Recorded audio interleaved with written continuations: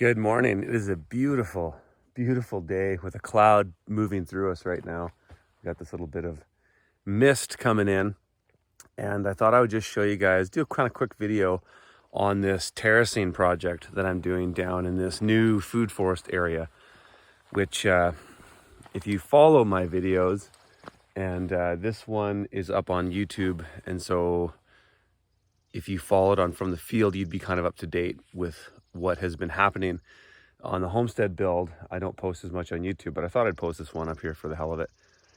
And if you followed, last year I did an orchard in here. So I have this path, you can see it's kind of coming through here.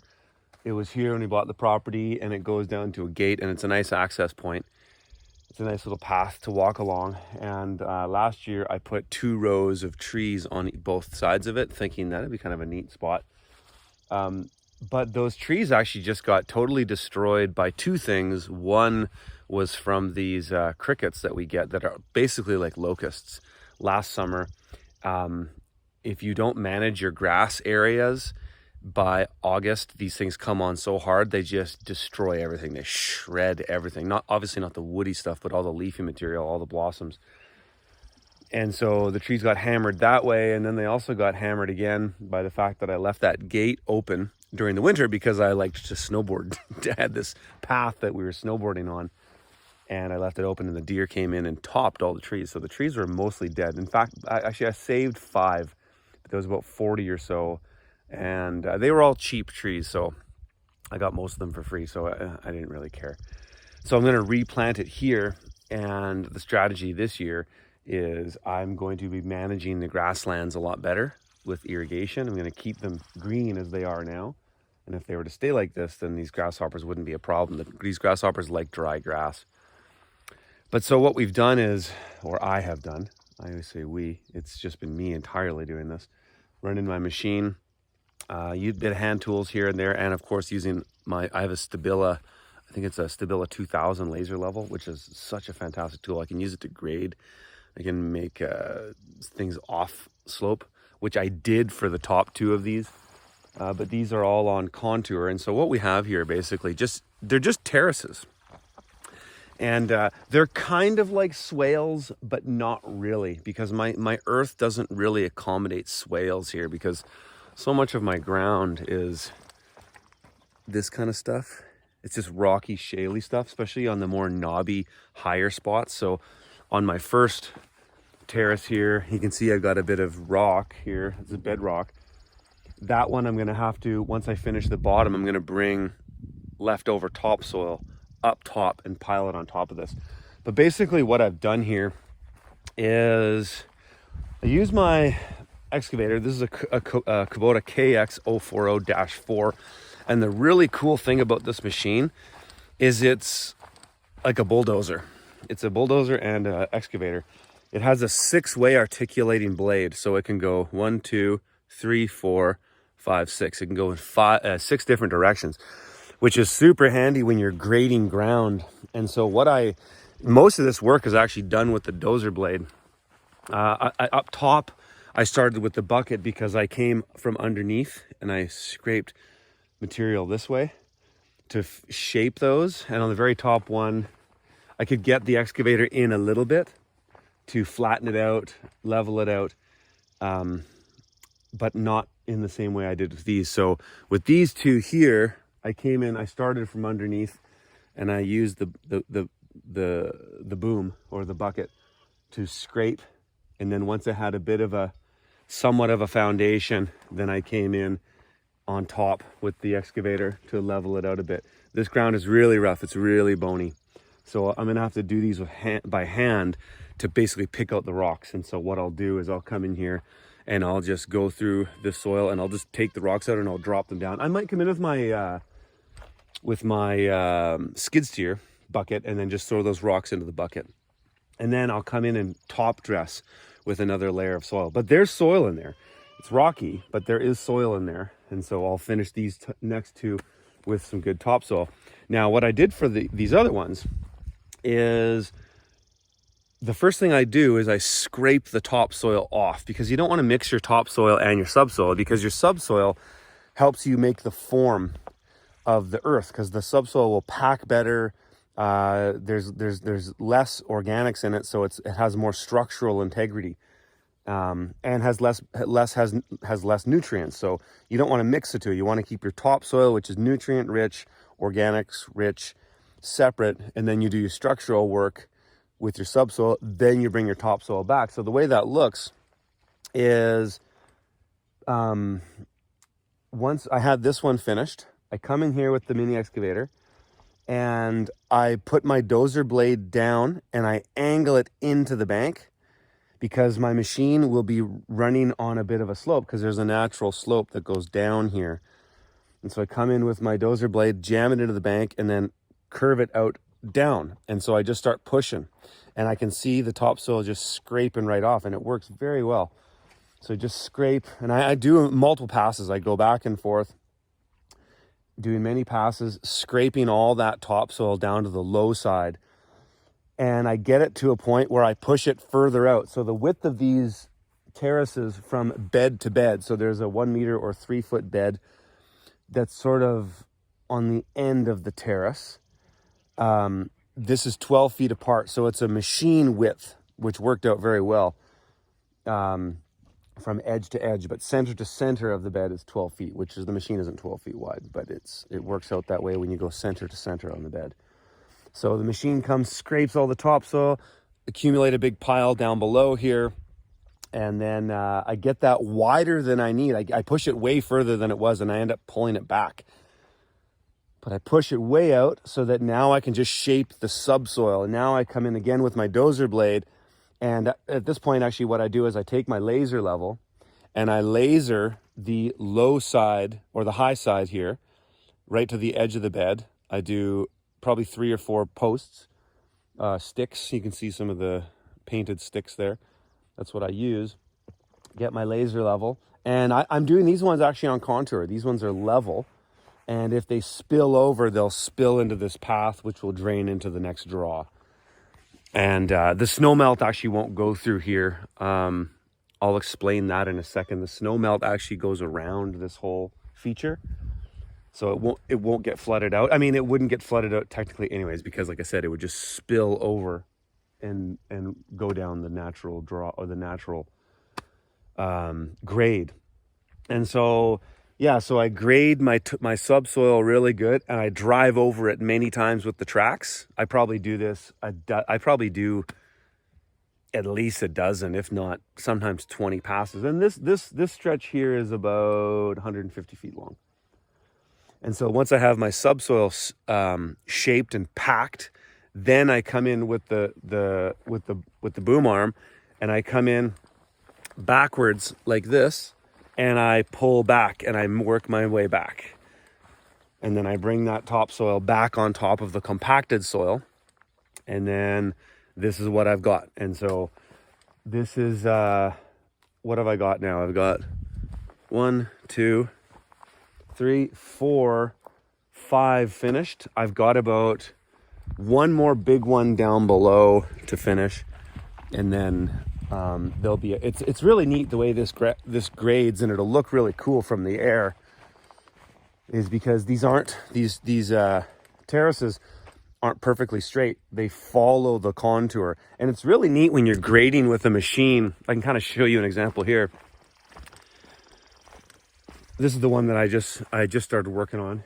When you're pushing the material out level again, so you can see what I explained here. So this is the topsoil, bunch of grassy stuff, and these will actually in a way be hügelkultur beds, because there's a ton of organics in them, and they'll settle down over time. But I push it way further than my subsoil, right? So here's my subsoil area that I'm working, and then here's the topsoil. It's further out than I need to. I'll bring it out later. But it's really neat when you're grading with a machine and you're keeping your blade level.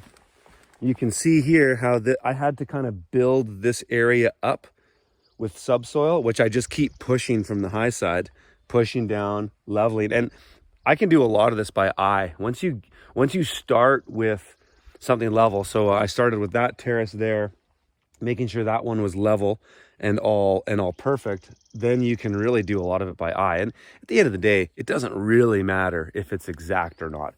because in a big rain event, the water's going to go out one way or the other. Yeah, you might have some pooling and some puddling down in your swales, but that's actually not necessarily a bad thing, as long as it's not damming and is going to burst out, which wouldn't be the case here, because as I said, my snowmelt and my major flow, shedding flow, is going to be diverted above this whole thing, and I'll show you what that looks like in a minute. But so you can see how, if you look down low, how this is kind of curving in. That's because the natural grade, so this terrace is kind of shaped with a slight S shape on this land, and I didn't have to do any laser leveling to figure that out. It's just as I push it, I can see my path gets narrower here, and then I need to put some material into this high side to get a consistent width from the next one. And so that's what's happened. And then I'm going to run over that with the machine a few more times, packing it down really good. And then I'll just come along and then bring that material back in to form the bed. What's going to happen after all of this is shaped by the machine is I've got a lot of rake and shovel hours and hand bomb and rocks. I'm going to come in, shape these beds out better. And I want the organics in it. So what I tried to do is all the woody material is I tried to tuck it under as best I could. It's kind of difficult to do, but these beds will have sort of a hügelkultur, if you're familiar with that idea from Sepp Holzer. It's a neat idea. It's labor intensive. I've never really been into it, but when you got a machine to do the work, it certainly makes it easier. The idea is that you put decomposing carbonous material in your soil, and then it breaks down over time and thus fertilizes, or something like that, basically. I don't know if it fertilizes, but it increases the biology in the soil. And so that's what's happening there. So it's kind of neat as this little feature comes down here. What's going to happen is the ground it fans out and it flattens out a bit more. And so my terraces will kind of fan out this way, and on the very bottom of this I'll have some short ones that just kind of go in like this. I took down a few big fir trees yesterday. I got a nice brush pile to burn. I'll wait for a rainy day to do that. And yeah, we'll be getting, what do we have here? 1, 2, 3, 4, 5, 6, 7, 8. There'll be about 10 terraces, and I haven't measured all these out yet, but we're gonna have, I'm guessing maybe about 500 or more linear feet of a 3-foot bed. What I'm going to be doing here is an idea I got from Dakota Cohen, and I really liked it because I like the idea of doing beds. Just as a market gardener, I like to compartmentalize things in a way. I like to think about things in sections and stuff. I don't like kind of hippy dippy, just throw things everywhere. It's actually what my first food forest up the hill, that's what I did. Is actually didn't shape the earth at all. I just planted stuff into raw ground, and it's actually doing okay. Last year I didn't think it was doing well, but maybe it's doing well now because we're getting lots of rain. It's getting irrigated consistently. But something, when you plant in just the raw ground, that nursery agricultural plant has to compete with native plants, which it's not good competition. You show up, you're the alien, right? You're the minority. It's gonna be harder to get ahead, and that's how it works with plants. So I'm a firm believer now in really preparing the ground before you put stuff in, and so that's what we're doing here. I really want this to be successful, and I've got hundreds of trees going in here. I've got all kinds of nuts: chestnuts, hazelnuts, walnuts. What else? There's all kinds of stuff. I couldn't even tell you. I've got a guy helping me pick all this stuff. So a lot of this is nuts. And not all this is actually going to get planted now, because I'm only going to put the nuts in and some. So basically, once this is finished, it'll be at least 6 to 8 varieties of nuts. There'll be multiple fruit varieties, stone fruits. And then I'll also have a number of berry bushes. And those are the ones that are going to go up top, so that they're not interfered with the light, and they'll get maximum light. Also, their roots just don't need the same amount of area to grow as the trees do. I want the trees in the big areas, these long terraces that I've done, that have the most amount of soil, because this bank, as it came down, it flattened out, and there's just so much soil here. For me, it's shocking, because on this property, there's very few places that I have a lot of soil. Most of it's really bony and shale, fractured rock with soil in there, but it's tough to get. Whereas in here, I'm just digging and pushing soil and topsoil and subsoil. It's amazing. So the trees should do very well here. And now that I've taken out so much of that grassy area that was causing problems with the crickets, it'll be a lot better going forward. So yeah, hundreds of trees, berry bushes and all kinds of stuff, nuts. And I've kept all my elderberries. So there's a number of elderberry trees in here. Here's one. I'm preserving that tree. That's going to stay there. That's a really good elderberry. And there's another elderberry. See, my chickens are having a heyday right now, and the dog's managing them. There's another elderberry up there as well. And there's another elderberry just right past there. I have them all over the property. They're beautiful trees, and my wife is really into the medicinal properties of them. But let me show you one more thing. And what else? I mean, the thing that's cool about this, the fact that I've been able to do these, call them food forest beds. Oh yeah, and one other thing too, is the way this is going to be planted is super intensive. Basically, there's going to be a plant every square foot. And what will happen is over time, we'll thin them out. So I'm going to plant way more trees that are actually going to be here in the end, and we'll be thinning them out. And there's a I can't explain it. I'm following a plan that Dakota Cohen used. Maybe check out some of his videos if you want to see what he's done, but it's a really, really cool idea. There's a way you plant certain things from each other. And so it's very specific, but all in all, it's going to be very densely planted to start. And over time, we'll thin it out. And what I do in these alleys is I'll probably put a white dwarf clover in here. I've done that on some of the banks up the hill, and it's done very well. And I'm very impressed. And it fixes nitrogen. And it's also a nice ground cover. It's nice to walk on with bare feet. And you can just kind of mow it like grass, but you don't even need to mow it as much as grass. So that's what we're doing there. And let me show you one little feature here. If you've seen any of my vlogs and from the field, or I've shown some of them on YouTube here, when I build terraces, I put drainage around them. And the main reason for this is when we get a big surge event, big rain event, we had the last number of days, we've had some really big rain events, about ½ inch of rain in an hour kind of thing. And everything sheds. You just see the water flowing. And if you don't have your drainages done properly, it can wreck things really quickly.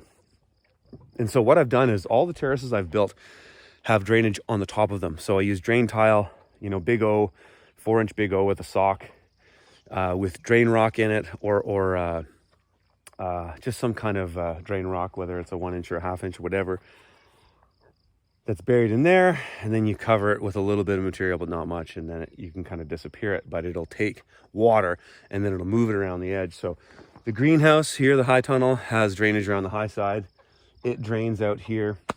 And then I've got this series of drainages because I have, just above me, I have 1, 2, 3, 4 terraces in a way that all have drainages, 5 including the greenhouse. And all those go through this sort of network of tubes, big O tubes that I have coming out in certain places. And here's one of them. So this one here, that's a rigid pipe, but underneath it's all big O with holes in it, so it drains. Everything above it moves through this. And so during the snow melt or a big rain event, this thing is leaking out a lot of water. And so what I'm going to do is take more solid big O pipe, connect to this, and then run this, and I'll bury it so it disappears. Just dig it in by hand. But I'm gonna run this all across, which is a steady downhill above all of these terraces. So all that snow melt and big rain stuff just goes around this. And of course, rain will collect in this area a little bit and run down that path, as it does in a big rain event. But it'll move past the terraces. So I'll be putting a little bit of a ditch on the low side of that road, which is coming down in towards the terraces a little bit. I'll put a little bit of a ditch, and I might just do it with drain tile too. We'll see. And then that way, whenever that stuff sheds a bit in big rain events or a bit of snow melt, it'll just take it and everything will pass through these swales. But the swales will also, as precipitation comes down, will also hold it because they're level. And so it'll sit there, which is what you want. I just don't want to have because we had so much snow. We had 10 feet of snow, 120 inches of snow this year. There's so much snow melt. It's insane. There's the culverts they're flowing again now because we've had rain the last little while, but we get so much water, and it's a good thing. It's a great thing. It's a blessing, but you know, you need to think about how that's going to affect the work you do. And so that's what I want is any surge water, that's what I call it.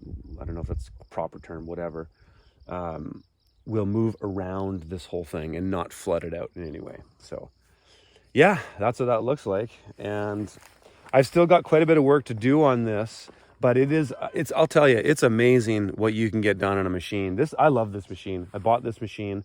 It's a 4-ton.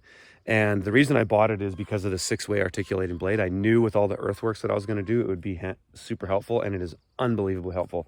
I use that 6-way dozer blade almost as much as I do the boom when I'm doing earthworks like this. It's so handy. And yeah, you could make a case, a bigger machine certainly, you know, makes a difference. But if you have the machine, and I use this machine so often, especially during construction, I use this machine.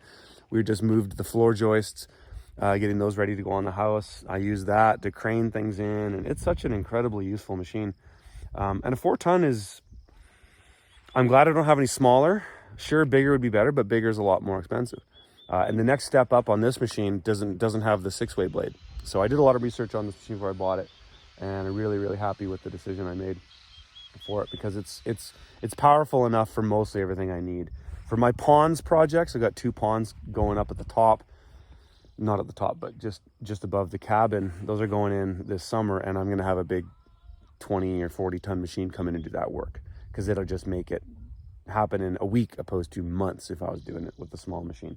So that'll be done with a big machine with a dump truck, and then we'll be taking all the fill and dumping it into the back side of the house to berm it into the hillside there, which will be exciting to do.